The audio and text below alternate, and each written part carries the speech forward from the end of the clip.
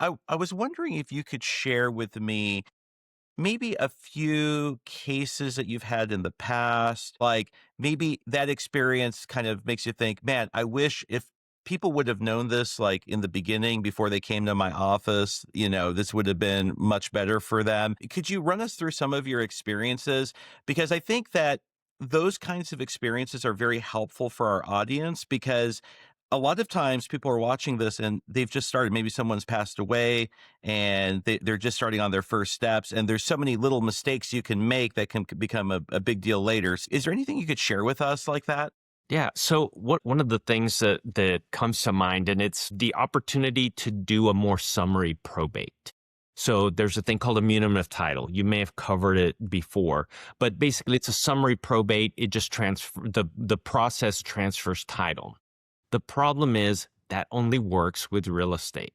And I know this is mainly the thing that we talk about here, but unfortunately, what we have found is the clients a lot of times they come in, hey, this is the only thing, and then we already start the process, and then it's like, oh, by the way, we found a bank account, and we don't know how much money is in there, and they won't tell us, but they're not accepting the Muniment of Title.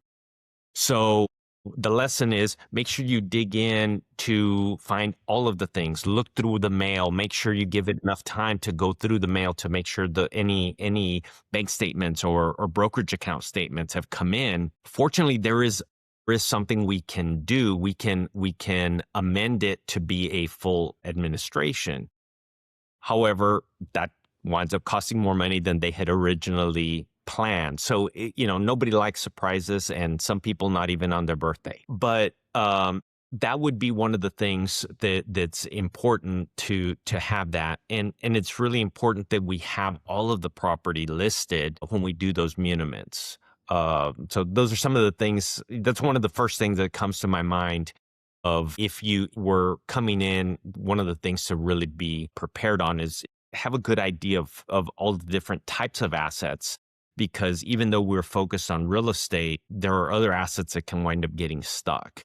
And sometimes we can get a local bank to accept it, but it's a nightmare when you talk about national and regional banks. They're like, nope, we don't know what that is, and we're not going to accept it. Sorry, go get me letters of administration or letters testamentary. Right. So how often do you see that kind of come up in your practice? Do you find that quite a bit? I mean, is that fairly common? It's common, but it's primarily because people are trying to find the least expensive way to get through it. So that kind of is one of the things. Another problem that comes to mind is when it's the second spouse has died and we're trying to now probate this spouse's estate. Then they go to somebody like you to say, hey, let's, we already transferred title to our names. We're ready to sell. And the title company does their title search and it's like, oh, well, who is Mr. Such and Such because he's still on title.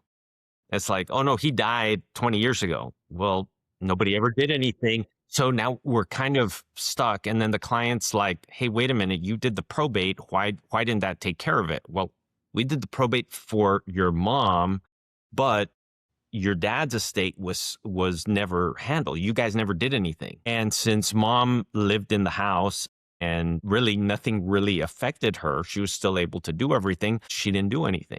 So now 4 years have passed. We can't really do anything. So now we need to look at doing an affidavit of heirship. So, and not all title companies will accept that affidavit of heirship. Typically, when it's been so long, they usually will, but inevitably they don't have to unless it's been seasoned for at least 5 years. So that's Yeah, one of those tricky things.